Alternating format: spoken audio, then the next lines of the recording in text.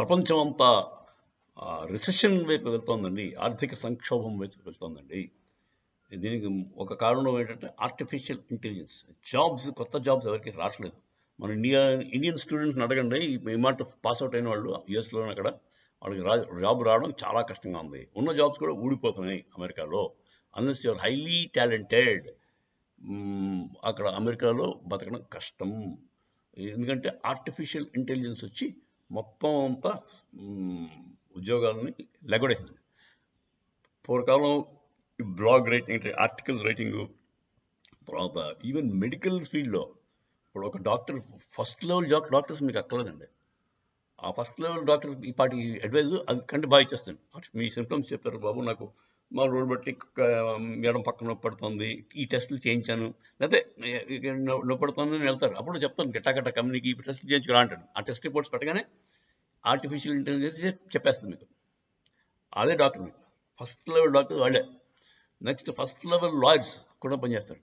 Legal advice కావాలి, నాకు పక్కన ఇలా వచ్చింది డిస్ప్యూట్, ఏం చేయాలి అంటే టకాని చెప్పేస్తాడు. ఈ కోర్టుకి వెళ్ళాలి, ఈ పలానా, లేకపోతే ఈవెన్ ఆ ఏరియాలో ఉన్న డాక్టర్ పేర్లు చెప్పి కూడా, లాయర్ పేరు కూడా చెప్పి ఇచ్చేయడానికి అవకాశం. చాలా స్మార్ట్గా ఉందండి. Artificial intelligence has become extraordinary. కాకపోతే దీన్ని వాడుకుని మనం ముందుకు సాగాలి తప్ప దాన్ని ద్వేషించి దాంతో దానివల్ల ఉద్యోగాలు పోయాయని చెప్పి బాధపడడం మానేసి దాన్ని వాడడం అలాగా, దాంతో డబ్బులు ఎలా చేసుకోవడం అన్న విషయం ఆలోచించుకోవాలి ప్రజలు. అదే ఇప్పుడు అర్జెంటీనాలో 2500 పైచులకు గవర్నమెంట్ జాబ్స్ ఇచ్చారు. గవర్నమెంట్ జాబ్స్ ఇప్పుడు మన వాళ్ళంతా గవర్నమెంట్ జాబ్స్ ఇచ్చేయాలని రాహుల్ గాంధీ అంటాడు కదా, అందరికీ గవర్నమెంట్ జాబ్ ఇచ్చారు. ఇంటింటికి ఒక గవర్నమెంట్ జాబ్. ఏమైపోతుందండి గవర్నమెంట్? ఇంకా అడుక్కు తినాలి మనం, అందరికీ కూర్చోబెట్టి భోజనాలు పెట్టాలంటే. సరే, ఇప్పుడు ఆర్టిఫిషియల్ ఇంటెలిజెన్స్ వచ్చాక అది చేయలేని ఏంటో చూడండి. కొంత వ్యవసాయంలో కూడా ఇంటర్ఫియర్ అవ్వచ్చు. వ్యవసాయంలో కూలి పనులు అవి తగ్గించగలిగితే మంచిది. మనకి ట్రాక్టర్లు వచ్చాక ఏరు పోయడం ఎవడు మనిషి. మా చిన్నప్పుడు జ్ఞాపకం, 4ంటికి లెగ్గొట్టేవాడు పాలికాపులు లెగ్గొట్టి ఎవరో వెళ్ళరా బాబు, మా దోళ్ళు అవి ఉండేవి 4 కాళ్ళు, అవన్నీ తీసుకుని వాళ్ళు దుక్కి గెడారు. చిన్న కుర్రాళ్ళు ఆడున్నప్పుడు 20 ఏళ్ళు 25 ఏళ్ళు కుర్రాళ్ళు ఉండేవారు, ఒక్కొక్కడు పెద్దలు ఉండేవాడు. అలా అందరూ వాడు 4ంటికి లెగ్గొట్టి పంపిస్తే వాడికి 6-6:30 కల్లా టీ పెట్టుకుని ఇచ్చాడు. టీ వచ్చి ఇచ్చేవాడు. వాడు పాపం టీ తాగి మళ్ళీ దుక్కులో పడిపోయాడు. అలాగే పొద్దున్న 7-8 కల్లా ఎండకిండ మళ్ళీ ఇప్పారు, లేకపోతే ఎడ్లు బాధపడతాయి, ఎడ్లకి ఎండ పడదు కదా, అలా ఉండేది పూర్వం. ఇప్పుడు ఎవడండి 4ంటికి పాదిగా లెగడంటే లెగడండి, మీరు వెళ్ళి లెగడితే తిడతాడు. మీకు అర్థమైందండి? ఇప్పుడు ట్రాక్టర్ వస్తుంది, ఆడు ఎప్పుడో 7:30-8 వస్తాడు, వాడు బాబా టిఫిన్లు గట్రా చేసి వస్తే గంట ముందే వాడు 1200 ఇచ్చుకోవాలి. 1000 రూపాయలు 1200 ఆ నాగల సెట్ బట్టి. వాడు టగా దున్ని పారిపోతాడు. మాకు మించులో కరెక్ట్గా దుక్కున్నప్పుడు 5000, 6000, 10,000 ఇచ్చేసి ఉంటే సరిపోదు, అయిపోయింది, ఫినిష్, 1 డే జాబ్. ఇప్పుడు పరిస్థితి అది. సో ట్రాక్టర్లు వచ్చాయి, ఇంకా మేము దున్నుతాము, మాకంతా పాలికావులు పని పోయిందని మనం ఏడుస్తామా? లేదు కదా. ఇప్పుడు పని చేసేవాడు లేడండి, గుణపంతో పొడిచేవాడు లేడండి. ఎందుకంటే ప్రొక్లైనర్, జేసీపీ ఇవన్నీ వచ్చాయి. ఈ ప్రొక్లైనర్ ఏం చేస్తాయి, వాడికి బకెట్లు చిన్న బకెట్లు ఉంటాయి, కాలువ కావాలంటే చిన్న కాలువలో వేస్తాడు, ఒక అడుగు కాల ఎంత లోతు కావాలి, 3 అడుగుల తోసేయి, పొద్దున్న సాయంత్రంగా అయిపోయింది. మన పూర్వం మాకు అక్కడ ఉప్పలో అనే ఒక ఊరుండేది, అక్కడ ఓన్లీ మట్టి పని చేసేవాళ్ళు ఉండరు, బాగా చేసేవాళ్ళు. పునాదులు వేయాలన్నా, మనకు ఇల్లు కట్టుకుంటే పునాదులు చేయాలన్నా, కాలువలు తవ్వాలన్నా, ఉప్పలో చెరువులు తవ్వాలన్నా ఉప్పల నుంచి మనుషులు తెప్పించాడు. వాడు 100 మంది వచ్చారు బ్యాచ్ ఆ రోజులో. రైల్వే కాంట్రాక్ట్స్ చేశారు, పెద్ద 100 మంది, 1000 మంది కూడా వస్తారు కావాలంటాడు. ఓ 100 మంది వచ్చి మన ఇల్లు పెద్ద ఇల్లు కట్టాలనుకోండి, మరి పునాదులు తవ్వేసి పోయారు. ఒక మేస్త్రి ఉంటాడు, వాడు జస్ట్ మేస్త్రి, అందుకు లేవరే బతాయించాడు వాడు. అలా ఉండేదండి వ్యవస్థ. ఇప్పుడు ఎవడండి మీరు లేబర్తో మీరు ఎప్పుడైనా పునాదులు తీయడం మీరు చూసారా? నేనైతే చూడలేము. వచ్చి పొక్లైనర్ వస్తుంది, టపా మార్కింగ్ ఇస్తారు, మార్కింగ్ పడగా తీసేస్తుంది, ఎడిపోదు. So things change. అదే మనకి రోజుకి పనులు సులువైపోతున్నాయి, మనుషులకు పనులు తగ్గిపోతున్నాయి. దానికని ఇప్పుడు మళ్ళీ నేను పారిపోయిన నాకు పోయింది అని నేను ఏడిస్తే ఎలాగా చెప్పండి? సో దాని ఆల్టర్నేటివ్ చూసుకోవాలి. ఇప్పుడు అందరూ చాలా స్మార్ట్ అయిపోయారు. వీళ్ళు పల్లెటూరులో కూడా పీపుల్ ఆ మాత్రం ఈ మాత్రం తెలివైన వాళ్ళంతా కూడా ట్రేడింగ్ చేస్తారు. కొబ్బరికాయలు కొంటాడు, అమ్ముతాడు, రూపాయి వేసుకుని. అలా లేదంటే ఒలుపు, కొబ్బరికాయ ఒలుపు is a very lucrative thing అండి. ఇప్పుడు మనుషులు ఎవరు దొరకట్లేదు కదా మనకి. విచిత్రం ఏంటంటే పనులు లేవు, మనుషులు దొరకరు. మనుషులకి అంత సులువైన పని కావాలి. వాళ్ళు అలా కూర్చుంటే డబ్బులు ఇచ్చారు వాడికి. వాడు పొద్దున్న సాయంత్రం వస్తాడు, మిగతా కబుర్లు చెప్తాడు, వాడికి 600 700 ఇచ్చేస్తే వాడు హ్యాపీగా వెళ్తాడు. లేదంటే కొబ్బరికాయ ఉలుపుకి వెళ్తున్నాడు. కొబ్బరికాయ ఉలుపులో మంచి డబ్బులు వస్తున్నాయి. అంటే ఒక కాయ ఉలిపితే 60 పైసల నుంచి రూపాయి దాకా ఇస్తారండి ఆ ఉలుపు టైప్ బట్టి. పొద్దున్నే 3:30 4ంటికి వచ్చేస్తాడు గుణపం వచ్చేసుకుని వాళ్ళు గుణపాలు పాదుకుంటారు. కరెక్ట్గా 6:30 7 8 లోపు పనులన్నీ చేసి కష్టపడి వెళ్ళిపోతాడు. ఆ సమయంలో వాడికి వెరిపేరు వచ్చేస్తాడు. రోజంతా హ్యాపీగా జలసాగా పెద్ద మోటార్ సైకిల్ ఉంటుంది వాడికి. పల్సర్లు మంచి మంచి బళ్ళు ఉన్నాయి, బుల్లెట్లు కూడా ఉన్నాయి కొంతమంది. బళ్ళు వేసుకుంటారు, చక్కగా మొబైల్ ఫోన్ ఉంటుంది, ఒక స్మార్ట్ ఫోన్. వాడు ఏ పని లేకుండా సాయంత్రం అంతా కూడా హ్యాపీగా తిరిగి ఇంకేమైనా వాళ్ళు ఆలోచిస్తారు. So people have become very smart. Unemployment లేదు. అదే ఆర్టిఫిషియల్ ఇంటెలిజెన్స్ వల్ల ఇంకా ప్రమాదం జరిగిపోతుంది. అది మీరు భయపడద్దు, ఆల్టర్నేటివ్స్ దొరుకుతాయి. ఎందుకంటే మనుషులు ఊరికనే అయితే కూర్చోరు, ఏదో చేస్తారు. చెడు పనులైనా చేయొచ్చు, అదే బాధ. Ideal man's mind devil's workshop అని, అదొక ప్రమాదకరం. ఈ గంజాయిలు ఆ బ్యాచ్లు ఎక్కువైపోయాయి మన ఆంధ్రాలో. గంజాయి బ్యాచ్లు, మందు కొట్టేవాళ్ళు వాళ్ళు ఎక్కువైపోయారు, అదొక ప్రమాదం. సో అంటే ఊరికే ఖాళీగా ఉండడం వల్ల. So artificial intelligence has come in, setting అయిపోయింది దానికి. దానివల్ల ప్రపంచం మొత్తం రిసెషన్ వైపు వెళ్ళిపోతుంది. మార్పులు, భయంకరమైన మార్పులు చేర్పులు జరగబోతున్నాయి. ఇప్పుడు బేసిక్గా వారు కూడా అదొక కారణం అయి ఉండొచ్చు. వారి వల్ల యూ కెనాట్ హ్యావ్, వారిలో కూడా రోబోస్ వాడచ్చు. వారిలో రోబోస్ ఎక్సలెంట్ పని చేస్తాయి. మనుషుల బదులు అవే బెటర్. కాకపోతే వాటిని ఆపరేట్ చేయాలి. ఆ రోబోతో ఆపరేటర్ ఉండాలి. వారు స్ట్రాటజీ డిసైడ్ చేయడానికి వాళ్ళు అందరూ ఉండాలి, టాప్ ఆఫీషియల్స్. తర్వాత ఇవన్నీ ఉన్నాయి కదా మన drones are also artificial intelligence products. Intelligent drones ఉంటాయి. వాళ్ళు టార్గెట్స్ వచ్చేసి వదిలేస్తే వెళ్ళిపోతే వచ్చేస్తాయి, వచ్చి మళ్ళీ వెనక్కి వచ్చేస్తాయి. సో ఇవి తయారు చేయడానికి మనుషులు ఉండాలి. ఈ ఆలోచనలు రావడానికి దొంగ బుద్ధాలు ఉన్న ఆలోచనలు ఉన్న సైంటిస్టులు కావాలి. సో టైప్ ఆఫ్ వర్క్ మారుతుంది తప్ప వర్క్ లేకుండా ఉండదండి. మనుషులు తలుచుకుంటే ఏదైనా చేస్తారు. వాడు కోతికి కొబ్బరికాయ ఇచ్చినట్టు ఏదైనా చేస్తాడు. ఈ ఆర్టిఫిషియల్ ఇంటెలిజెన్స్తో ప్రమాదకరమైన థింగ్స్ బోల్డ్ చేయొచ్చు. సో మీరందరూ థింక్ డిఫరెంట్. ఆర్టిఫిషియల్ ఇంటెలిజెన్స్ వచ్చేసింది. తర్వాత పేపర్లెస్ మనీ ట్రాన్స్ఫర్ చేస్తున్నాం. అలాగే పేపర్లెస్ రిజిస్ట్రేషన్స్ అవన్నీ కూడా ఉన్నాయి. ఇప్పుడు all these things are advancement తాలూకు చిహ్నాలండి. ఇప్పుడు ల్యాండ్ టైటిలింగ్ యాక్ట్ అని వచ్చింది. దాన్ని మనం ఆంధ్రప్రదేశ్ ఫస్ట్ నీతి ఆయోగ్ కూడా సజెస్ట్ చేశాడు. ఆంధ్రప్రదేశ్ కూడా పైలట్ కింద చేస్తానన్నాడు పాపం జగన్మోహన్ రెడ్డి. దాన్ని ఏదో బూచికం చూపిస్తున్నారు. కాకపోతే అంత భయంకరంగా ఉంటే ఎవడో ఊరుకోండి, తోలు తీసేస్తారు. గవర్నమెంట్ అంతా ల్యాండ్ తీసేసుకున్నాడంటే గవర్నమెంట్ ఉంటుందా, జగన్మోహన్ రెడ్డి సరిపోతాడా, లేదా పోలీసులు సరిపోతారా హౌజులో తీసుకోవడానికి? మనం అందరినీ ఆలోచించండి. అలాంటి వస్తే రెవల్యూషన్ వచ్చేది. మొత్తం ఎంతమంది ఉన్నారు? మనం చట్టబద్ధంగా ఉంటున్నాం, మంచిగా ఉంటున్నాం కనుక మనం పరిపాలించగలుగుతున్నారు. అది ఇంతమందిని చిన్న పోలీస్ స్టేషన్ ఎక్కడో ఉంటుంది, మాకు రాయవరంలో ఎక్కడో పోలీస్ స్టేషన్. మా ఎంతమంది జనాభా, వీళ్ళందరినీ వచ్చి అరెస్ట్ చేస్తారా? ఎక్కడ పెడతారు? అరెస్ట్ చేస్తే ఎక్కడ పెడతారు? రైతులందరూ మా బాబులందరూ పడిపోతే అంత పిరికి పచ్చి అబద్ధాలు చెప్తారండి వీళ్ళందరూ.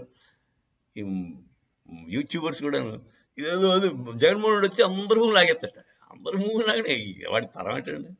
జగన్మోహన్ రెడ్డి వస్తే ఆయన బతికి బట్టకనిస్తాను. సెంటర్ లేదా మనకి? సెంటర్ లేదా? లేదా పోలీసు వాళ్ళు కూడా వాళ్ళకి భూములు ఉంటాయి కదా, ఆడుకుంటాడు. ఎంత అమాయకులో ఇలా చెప్పేవాళ్ళు నాకు అర్థం కాదు. ఇది యాక్చువల్గా పేపర్లెస్ ట్రాన్సాక్షన్కి ఇది వేపుగా దూసుకెళ్తున్నాడు. అది తప్పదు, ఇవాళకంతా రేపే జరుగుద్ది. ఇప్పుడు ఈ సర్వేలు అవి కరెక్ట్గా చేస్తే, అంటే ఎవడైతే ఇల్లీగల్గా ఉన్నాడో వాడు పోతాడు. అది భయం. బేసిక్గా ఈ బైనామీ ట్రాన్సాక్షన్స్ అవన్నీ పోతాయి. అది భయం ఈ పాలిటీషియన్స్. ఎవరికి బాబు గారికి, నారాయణ, చైతన్య వాళ్ళంతా ఉన్నారు కదా, వాళ్ళందరికీ బినామీ భూములు అవి ఎక్కువ ఉంటాయండి, ఆస్తులు. అవన్నీ లెక్కలోకి వస్తాయి ఇప్పుడు. అది భయం వాడికి. ఆ ఊరు పోతాయని చెప్పి అందరూ ఈ ఊరు పోతాయని బెదిరిస్తారు మనం. అది ఇది ఎవడు పడితే వాడు చేయడానికి అవకాశం లేదండి. నేను ఒప్పుకోను, దట్స్ నాట్ కరెక్ట్. సరే, ఇప్పుడు అవన్నీ కాదు, బేసిక్గా artificial intelligence is changing the world. మొత్తం పిక్చర్ మారిపోతుంది. మీకు ఫ్రీ టైం ఎక్కువ దొరుకుతుంది. మీరు ఎవడో ఆఫీస్కి వెళ్ళాల్సిన పని ఉండదు. ఉన్నా కూడా ఉద్యోగం ఉన్నా కూడా ఆఫీసు రోజుకి 9 నుంచి 5 దాకా పనిచేస్తాను, వారానికి 6 రోజులు పనిచేస్తాను అంటే, బాబు మాకు అంత పని లేదు, ఇంట్లో కూర్చోమంటాడు. వర్క్ ఫ్రమ్ హోమ్లోకి వేగదే.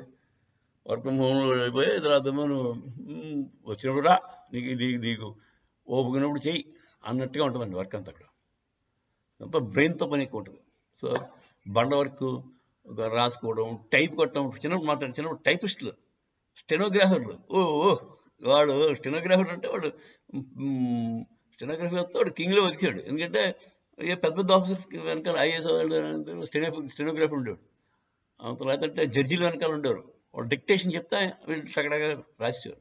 అది అడిగిపోయిందండి. ఇప్పుడు స్టెనోగ్రఫీ ఆడని చేస్తున్నాడా? మీరు విన్నారా స్టెనోగ్రాఫర్ ఆడను ఈ మధ్య కాలంలో? స్టెనోగ్రఫీ అంటే ఏంటో తెలియదు నాకు, మీకు కూడా తెలిసే ఉండకపోవచ్చు. స్టెనోగ్రఫీ అంటే కోడ్ లాంగ్వేజ్లో రాసుకుంటారు, టక్ రాసేస్తారు. ఎలా చెప్తుంటారో టక్ రాసేస్తారు. ఆ కోడ్ లాంగ్వేజ్ డీకోడ్ చేసుకుని టైప్ కొడతారు. టైప్ అండ్ స్టెనోగ్రఫీ అంటారు. సో ఆ ఉద్యోగాలన్నీ పోయి కదండి, ఎప్పుడో పోయి. ఎందుకంటే ఎంఎస్ వర్డ్ ప్రాసెసర్లు వచ్చాక ఇవన్నీ పోయి. తర్వాత మీకు వాయిస్ రికగ్నిషన్ సాఫ్ట్వేర్ వచ్చింది. మీరు మాట్లాడితే అది దాని ప్రకారం దాన్ని టైప్ కూడా వేస్తారు. సో స్టెనోగ్రాఫర్లు వాళ్ళ పని అబ్సల్యూట్గా జీరో లేదు. ఇప్పుడు అదేవిధంగా ట్రాన్స్లేషన్స్ ఎంత బాగా చేస్తున్నాయండి ఆర్టిఫిషియల్ ఇంటెలిజెన్స్ ద్వారా. మోదీ గారి స్పీచ్ అంతా కూడా ట్రాన్స్లేషన్స్ వాడతారు. మనతో హిందీలో వాడితే తెలుగులో చెప్పేస్తారు టక, వెంటనే ఇన్స్టెంట్. పూర్వకాలం అలా ఉండేది. ఓ ట్రాన్స్లేటర్ మనిషి ఉండేవాడు. వాడు చెప్తే ఈ చెప్పాడికి ఆ లాంగ్వేజ్ కొంచెం ఐడియా ఉంటే ఆగు అలా కాదు, నేను చెప్పింది ఇది, నువ్వు ఇలా తప్పు చెప్తావు అని చెప్పి, లేదా వీడోడు చెప్తే వాడికి కూడా చెప్పాడు stenographer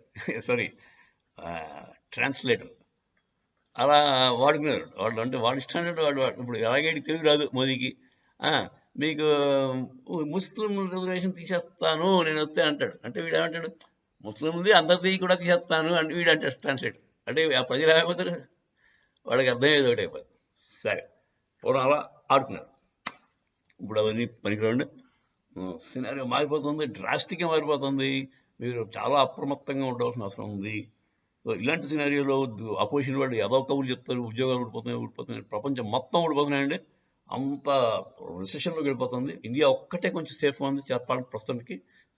India is only place where అంత డ్రాస్టిక్గా జాబులు పోవట్లేదు. కానీ ఇక్కడ కూడా పోతాయి. కానీ మన వాళ్ళు తెలియని వాళ్ళు కనుక వాళ్ళు కొత్త టెక్నాలజీస్ కూడా వాడడం నేర్చుకుంటారు. కొన్ని వేల ఏఐ టూల్స్ వచ్చాయండి, ఆర్టిఫిషియల్ ఇంటెలిజెన్స్ టూల్స్ వచ్చాయి. ఆ ఒక్క టూల్ వాడడం నేర్చుకోవడం గొప్పండి. సో ఇప్పుడు కొత్తగా పాస్ అయ్యే కుర్రాళ్ళు అందరూ కూడా ఏఐ టూల్స్లో మాస్టరీ సంపాదించండి. అప్పుడు మీకు డోకా ఉండదు, జీతం కూడా ఎక్కువ వస్తుంది. ఈనాడు స్టార్టర్స్కి అంటే ఫస్ట్ జాబ్ పెట్టేవాడికి మా అయితే 25,000 30,000 శాలరీ ఇస్తే ఇప్పుడు డైరెక్ట్గా లక్షల్లో వస్తాయండి పర్ మంత్. ఏఐ టూల్స్ని మాస్టర్ చేసుకోండి, అది తక్షణ కర్తవ్యం. అంతేగాని ఇప్పుడు ట్రాక్టర్ డ్రైవర్స్కి అవసరం ఎక్కువ ఉంటుంది. అంతేగాని ఏడు దుంతాను నాకు ఏడు ఉండవచ్చు అని మీరు ఇప్పుడు వెళ్ళారు, ఎవడు పిలుస్తాడు, మీరు రాడు, పాయికప్పు రాయమండు. నీకు ట్రాక్టర్ తోడవచ్చా అడుగుతాను. నాకు దగ్గర మినీ ట్రాక్టర్ని తోలుతావా, ఓకే అయితే వచ్చే అంటాం. సో మారుతుంది, సినారియో మారుతుంది. మనం కూడా అడాప్ట్ అవ్వాలి, మనుషులు కూడా. అంతేగాని మాకు జాబులు పోయి ఆడవడం మానేసి ఆర్టిఫిషియల్ ఇంటెలిజెన్స్ మీద మాస్టరీ పెంచండి. ఒక్కొక్క టూలు నేర్చుకోండి. There so many artificial AI tools, so many 1000+ tools ఉన్నాయండి. అలాంటి వాటిని ప్రప్రథమంగా 3 ఉంటాయి. ఒకటేమో యాపిల్ కంపెనీ వాడిది, అది చాట్ జీపీటీ. ఇంకోటేమో ఫేస్బుక్ వాడిది, అది లామా ఏదో ఉంది,